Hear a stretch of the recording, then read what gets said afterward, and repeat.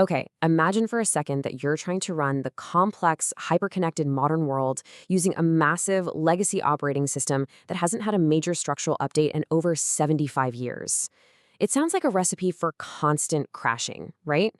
Well, that's essentially the reality of the United Nations Security Council today.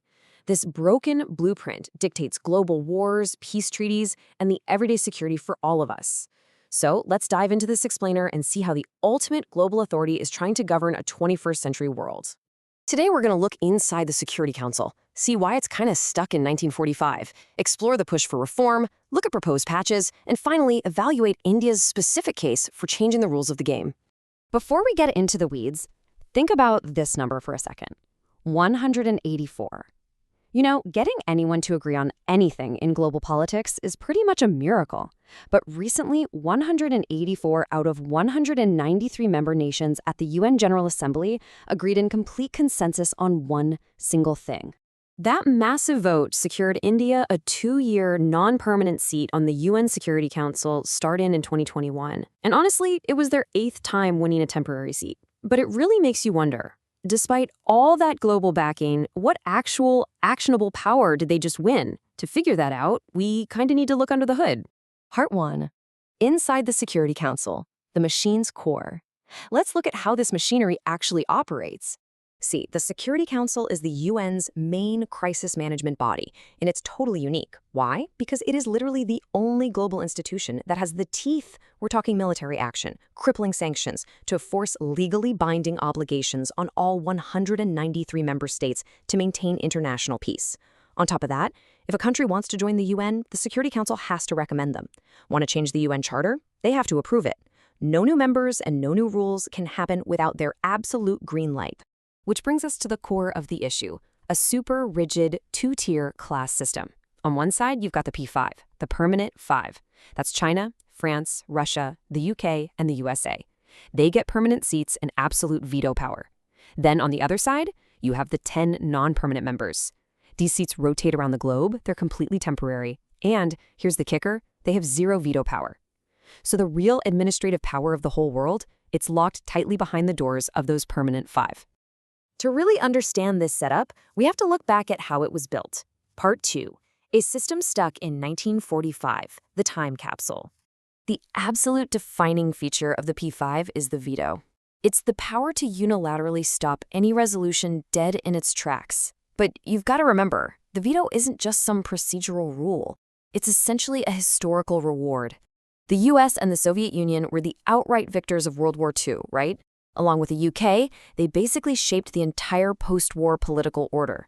So they awarded themselves, and eventually China and France, these permanent veto-wielding seats to protect their own interests. Just think about how crazy static this is. The original charter was written by those wartime victors back in 1945. They expanded it exactly once, all the way back in 1963, when they added 4 non-permanent seats. Fast forward to today, and the UN has grown from 113 nations up to 193.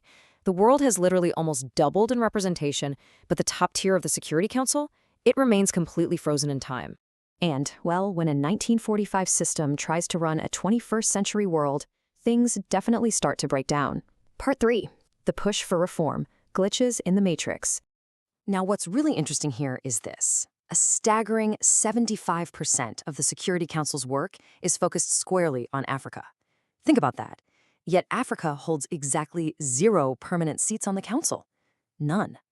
It's a pretty glaring example of this deep north-south divide, where the global north is essentially making all the permanent security decisions for the global south. And the geographical imbalances, they don't stop there. Europe is massively overrepresented, while huge regions like Asia and South America are severely underrepresented, or just completely lack permanent representation. This inequity has caused a real crisis of credibility. I mean, look at the stalled reform agendas and the highly criticized interventions in places like Libya and Syria. Plus, we're facing all these emerging threats today that the architects in 1945 couldn't have even imagined. Deepening economic ties, massive environmental issues, modern transnational threats. Dealing with that requires modern, multilateral consensus. But instead, critical decisions are still monopolized by just 5 nations. So, with all of these glaring glitches, it begs the question, why hasn't the blueprint changed? If it's so obviously outdated, why don't we just fix it? Well, let's look at the attempts to do exactly that. Part 4, Fixing the Blueprint, the Proposed Patches.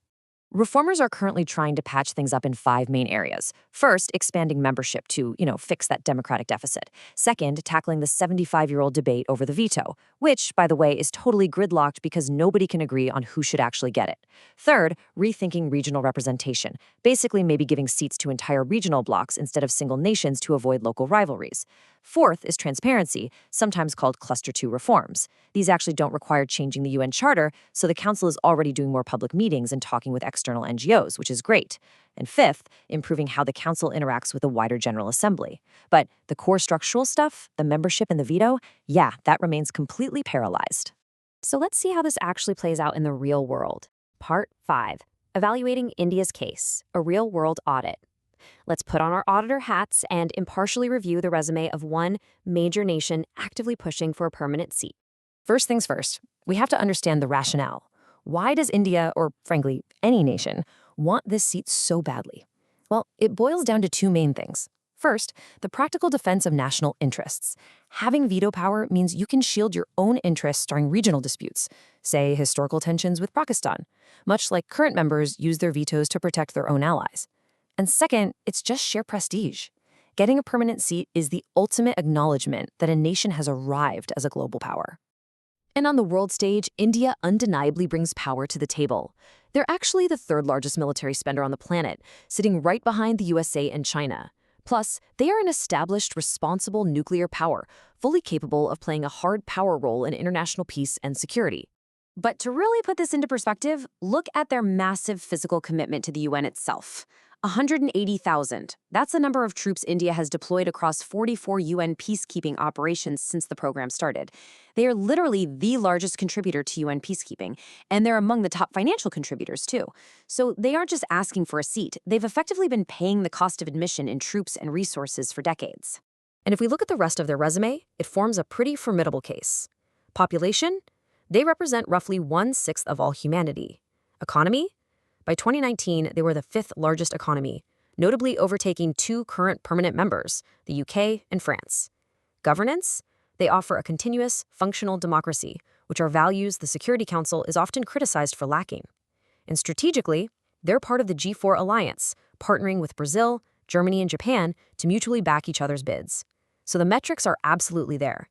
Yet it's still an incredibly difficult path, totally bogged down by opposition from nations wanting to protect the status quo. Which leaves us staring at a really fundamental contradiction in our modern world. Can a system designed by the victors of 1945 ever truly voluntarily share its power with the rising forces of the 21st century? This global gridlock matters because the crises of tomorrow just can't be solved by a boardroom frozen in yesterday. The blueprint is clearly broken. The real question is, will the architects ever allow it to be fixed? Thanks for joining us for this explainer. Keep questioning the system and keep learning.